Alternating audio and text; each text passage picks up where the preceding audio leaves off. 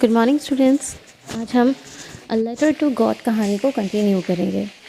इसमें हम पहले पढ़ चुके हैं कि लेंचो जो एक किसान था, उसकी फसल किस तरीके से बर्बाद हो गई थी ओलों में, और उसके पास अब खाने के लिए दाना तक नहीं बचा था। उसके पास कोई मदद भी नहीं थी जिससे वो आगे अपना जीवन या अपने परिवार को संभाल सके। तो उसके पास सिर्फ एकमात्र रास्ता था, भगवान। तो वो किस तरीके से भगवान से मदद मांगता है, ये हम आज पढ़ते हैं। तो वो सुबह सवेरे उठ कर के संडे में वो लेटर लिखने बैठता है। तो वो क्या लिखता है? God, he wrote, if you don't help me, my family and I will go hungry this year. God, वो लिखता है, अगर आपने मेरी मदद नहीं की, if you don't help me, my family, मेरा परिवार और मैं पूरे साल भूखे रह जाएंगे। I need 100 pesos in order to sow my fields again and to live until the crop comes because the hailstorm। वो लिखता है कि मुझे 100 पैसोज़ की ज़रूरत है। किस लिए? In order to sow my field again, ताकि मैं अपने जो खेत हैं उनको दोबारा से बो सकूं, उनमें बुआई कर सकूं। सो मतलब होता है बोना। एंड टू लिव अनटिल, और जब तक फसल ना आ जाए तब तक जीने के लिए, ताकि वो अपना पेट भर सके। उसके लिए उसे सिर्फ 100 पैसोज़ की ज़रूरत है, क्योंकि जो ओले हैं वो फिर उसने आगे लिखना अपना कंटिन्यू किया होगा, लेकिन लेटर में सिर्फ यहाँ तक ही दिखाया गया कि यहाँ तक लिखा। उसने लिखा होगा कि क्योंकि ओलों ने मेरी जो फसल है वो बर्बाद कर दी और अब हम भूखे रह जाएंगे वगैरह वगैरह, ये सब उसने लिखा होगा। He wrote to God on the envelope, और जो एनवलप था, जो लिफाफा था जिसमें उसने लेटर डाला था, उस पर उसने लिखा गॉड, भगवान के लिए। To God, put the letter inside and still troubled went to town. उसने उस लेटर को उस लिफाफे के अंदर रखा और फिर उसे थोड़ी परेशानी हो रही थी, अभी भी वो सोच में था, वो शहर पहुंच गया। एट द पोस्ट ऑफिस में he placed a stamp on the letter, उसने लेटर पर एक स्टैम्प लगाया। And dropped into the mail box, और उसे मेल बॉक्स में डाल दिया, जिसमें चिट्ठी पत्री पहले डाली जाती थी। अभी तो हम लोग सीधे जा कर के खिड़की पर स्पीड पोस्ट कर देते हैं या लेटर पकड़ा देते हैं, लेकिन पहले बॉक्सेस रखे रहते थे, उनमें लोग लेटर डाल के चले जाते थे और फिर पोस्टमैन उसमें से लेटर निकाल करके बाकी के काम करता था और जगह जगह पहुंचाता था। One of the employees who was a postman and also helped at the post office went to his boss। तो एक एम्प्लॉय था, वन ऑफ द एम्प्लॉयज़, जो वहाँ पर खूब सारे कर्मचारी थे, उनमें से एक जो कि एक पोस्टमैन भी था, और क्या करता था, वो पोस्ट ऑफिस में हेल्प भी किया करता था। वो सिर्फ पोस्टमैन का काम नहीं करता था, सिर्फ चिट्ठी देने नहीं जाता था, वो पोस्ट ऑफिस में मदद भी किया करता था अपने बॉस की। तो वो क्या करता है, वो अपने बॉस के पास जाता है, जो उनका सीनियर होता है, और कैसे जाता है, हंसता हुआ जाता है, laughing heartedly, and showed him the letter to God. अब कोई अगर ऐसा लेटर देखेगा कि जिस पर पता लिखा हुआ है भगवान के पास पहुंचाना है, भगवान के पास तो लेटर पहुंचा ही नहीं सकते, क्योंकि इंसान तो भगवान के पास मरने के बाद पहुंचता है। तो इसलिए वो उस लेटर को देख करके बहुत हंसता है और जाकर के अपने उसको दिखाता है, बॉस को दिखाता है। Never in his career as a postman had he known that address. अब उसे इतने साल हो गए थे उसके कैरियर को, उसकी नौकरी को, पर उसने अपनी इस पूरी नौकरी के दौरान कभी भी नहीं देखा था कि कोई ऐसा एड्रेस है, मतलब किसी ने ऐसे लेटर भेजा हो भगवान के लिए। द पोस्ट मास्टर, जो पोस्ट मास्टर था वो कैसा था? अ फैट, मोटा सा, एमिएबल, दोस्ताना व्यवहार वाला, यानी कि मुस्कुराता रहता था, सबसे अच्छे से बात करता था। Also broke out laughing, but almost immediately he turned serious and tapping the later on his desk. पहले तो वो, मतलब जैसे ही उसने लेटर देखा, अरे भगवान के नाम से थी, इतना हंसा, बहुत ज़्यादा हंसा, पर ऑलमोस्ट सडनली, लेकिन लगभग तुरंत ही, जैसे ही उसने वो लेटर देखा, पहले उसे हंसी छूटी, फिर तुरंत ही उसको क्या हुआ, वो कैसा हो गया, सीरियस हो गया।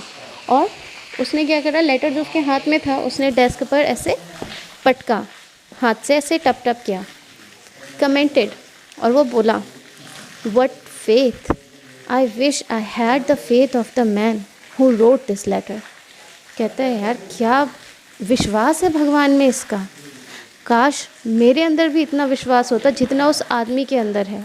या जो उस आदमी का विश्वास है वो मेरे अंदर होता काश, जिसने ये लेटर लिखा है भगवान को, starting up a correspondence with God, कि भगवान से उसने पत्राचार शुरू कर दिया।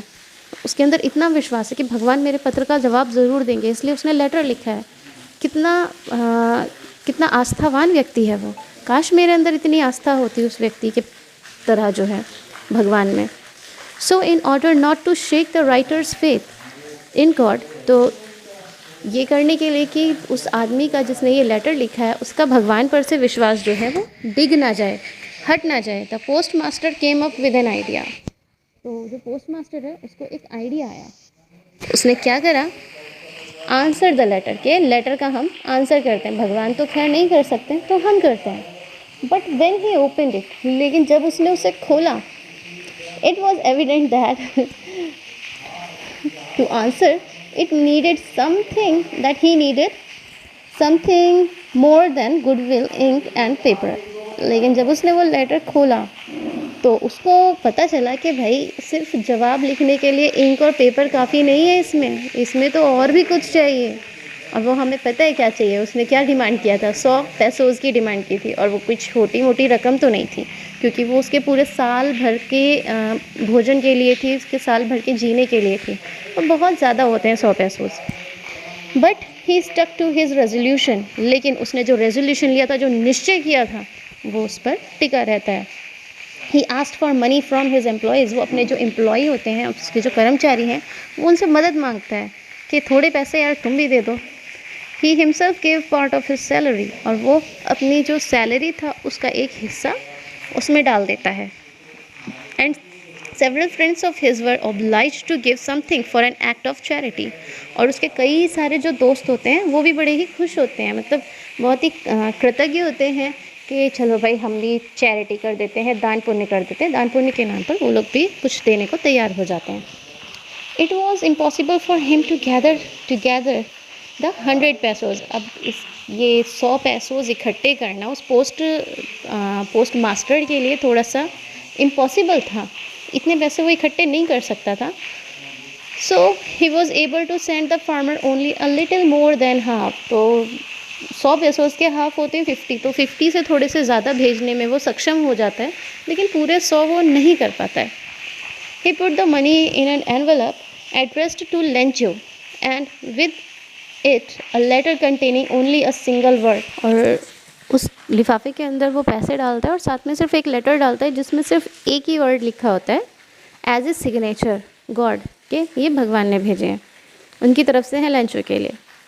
The following Sunday Lencho came a bit earlier than usual to ask if there was a letter for him.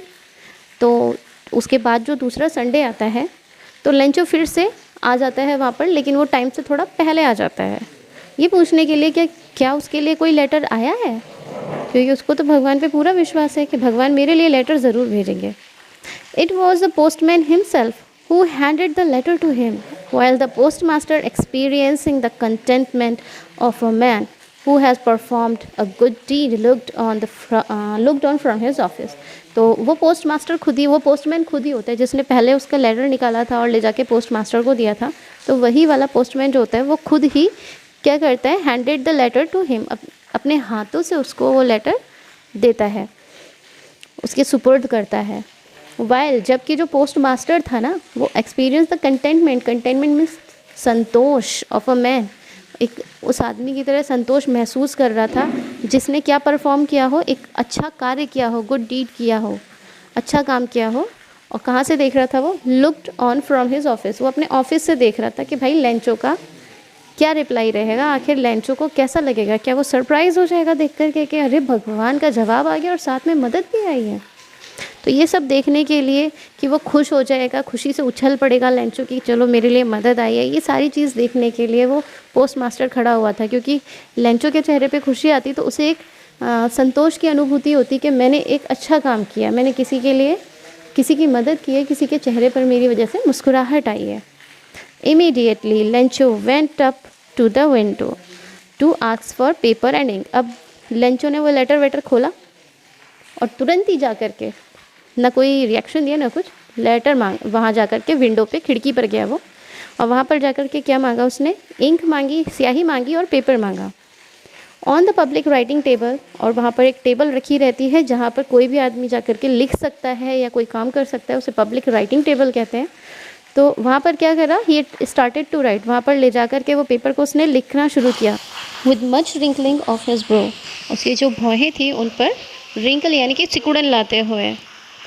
caused by the effort he had to make to express his ideas, और वो जो wrinkles बन रही थी वो किस वजह से बन रही थी, वो इस कारण से बन रही थी क्योंकि वो अपने जो अपना आइडिया था, जो भी अपने विचार थे उनको एक्सप्रेस करने के लिए बहुत प्रयास कर रहा था, जिसकी वजह से उसके माथे पर सिकुड़न आ गई थी, उसकी भौं पर सिकुड़न आ गई थी।